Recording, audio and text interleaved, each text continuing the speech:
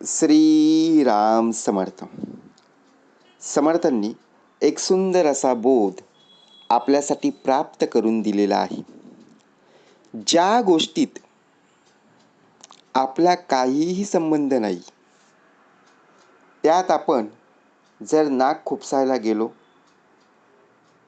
तर फायदा न होता तोटाच होतो. समर्थ म्हणाले, प्रत्येक वेळेला प्रत्येक गोष्टीत नाक खुपसणं बरं नव्हतं. कारण ज्या गोष्टींशी आपला काहीही संबंध नसतो तिथे जर आपण बोलायला गेलो, त्या गोष्टीची आपल्याला काही कल्पना नसेल, तर शेवटी फायदा होण्याऐवजी तोटाच होणार. का आपण दुसऱ्यांच्या भानगडीत पडत असतो? काय गरज असते? समर्थ म्हणाले, त्यांच्या भानगडीत पडल्याने आपला वेळ सुद्धा फुकट जातो, आपली ऊर्जा सुद्धा फुकट जात असते. त्यामुळे आपल्या स्वतःच्या कामावर लक्ष केंद्रित राहत नाही. आपण स्वतःहून स्वतःच्या वेळेवर आपल्या कार्यावर लक्ष केंद्रित करणं गरजेचं आहे. स्वतःच्या कामावर जेव्हा आपण लक्ष देऊ, तेव्हा आपल्याला दुसऱ्यांच्या भानगडीत लक्ष देता येणार नाही. समर्थ म्हणाले, प्रत्येक व्यक्तीचं आयुष्य आणि समस्या या वेगवेगळ्या असतात. प्रत्येकाच्या वाटेला ज्या ज्या अडचणी येतात, जी जी दुःख येतात, तीच दुःख, त्याच अडचणी, त्याच संकट दुसऱ्यांच्या वाटेला सेम येतात का हो? बघा, नाही ना. समस्या सुद्धा वेगवेगळ्या पाहायला मिळत असतात. आपण जेव्हा इतरांच्या वैयक्तिक, कौटुंबिक आणि कामाच्या ठिकाणी विनाकारण हस्तक्षेप करतो, आपल्याला खूप वाईट सवय असते. जेव्हा आपण इतरांच्या वैयक्तिक काय गरज आहे, त्याच्या वाटेला जे आलेलं आहे दुःख, तो समजून घेईल.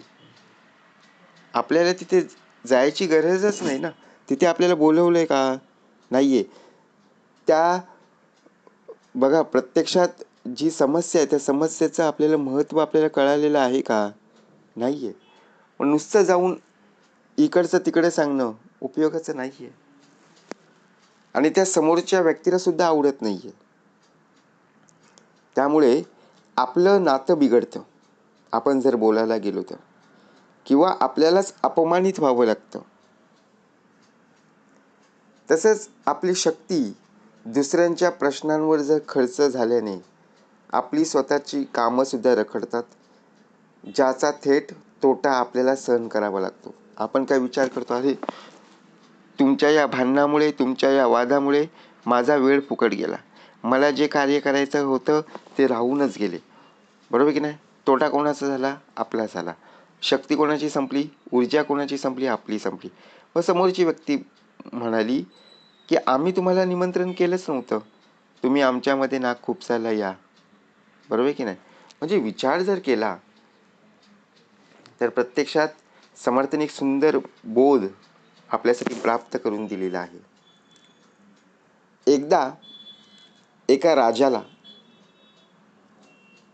काही प्राणी पाळायची हौस होती. त्यामध्ये माकड पाळायची फार हौस.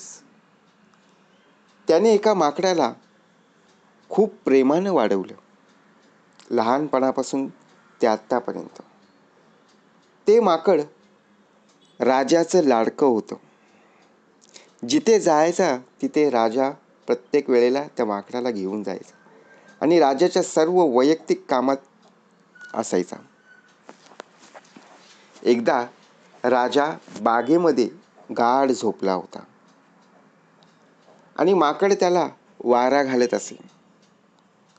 तेवढ्यात एक माशी त्या राजाच्या छातीवर येऊन बसली. माकडाने तिला अनेकदा उडवण्याचा प्रयत्न केला, पण ती वारंवार तिथेच येऊन बसत होती. माकडाला खूप राग आला त्याने विचार केला की आता या माशीला कायमची संपवायची. त्या माकडाने जवळच पडलेली बघा राजाची प्रत्यक्षात जी उशी होती त्याच्या बाजूला एक काठी होती आणि त्या माशीला मारण्यासाठी राजाच्या छातीवर बघा ती काठी मारली. मात्र ती माशी उडून गेली. पण त्याच काठीच्या साह्याने बघा तोच राजा शेवटी अस्वस्थ झाला. त्याची झोपमोड उडाली. म्हणजे ज्या कामात आपला संबंधच नाहीये किंवा ज्या गोष्टीचं आपल्याला पूर्ण ज्ञान नाहीये त्यात नाक खुपसल्यास खूप मोठा अनर्थ होऊ शकतो. म्हणून शहाण्या माणसाने स्वतःच्या कामापुरतं मर्यादित राहावं. म्हणून समर्थांनी आपल्याला सांगितलं की आपल्याला संयम आणि मर्यादा यांचं महत्त्व आपण पाळलं पाहिजे. प्रत्येक गोष्टीत हस्तक्षेप करणं योग्य नसतं. जे विषय आपल्या जबाबदारीत किंवा अधिकारात नाहीये त्यात उगाच पडल्याने गैरसमज होऊ शकतात, वाद होऊ शकतो आणि सर्वात महत्त्वाचं म्हणजे नातेसंबंध बिघडू शकतो. त्यामुळे आपण आपल्या कामावर लक्ष केंद्रित करणं गरजेचं आहे. समर्थांनी सुंदर दुसरा एक भाग दिलेला आहे, श्रवण करूया. एकदा एका गावात रामू नावाचा माणूस होता. त्याला प्रत्येकाच्या कामात नाक खुपसण्याची सवय होती. कोणी शेतात काम करत असायचा त्यावेळी सुद्धा बघा नाक खुपसायचा आणि घरात काही बघा प्रत्यक्षात कोणी काम करत असायचा त्यावेळी सुद्धा नाक खुपसायचा. जिथे व्यक्ती कार्य करत असायची तिथे सल्ला द्यायला तो हजर असायचा. एक दिवस दोन शेजारी आपापसात शांतपणे बोलत होते. बघा लक्षात ठेवा. आणि त्यावेळी त्या ठिकाणी रामू आला आणि त्या दोघांच्या बोलण्यामध्ये बघा प्रत्यक्षपणे लुडबुड करू लागला, सल्ला देऊ लागला आणि तो सुद्धा चुकीचा सल्ला दिला. त्यामुळे छोटासा वाद मोठ्या भांडणात पाहायला मिळाला. शेवटी दोघांनी रामूला दोष दिला आणि त्याच्याशी बोलणंच बंद केलं.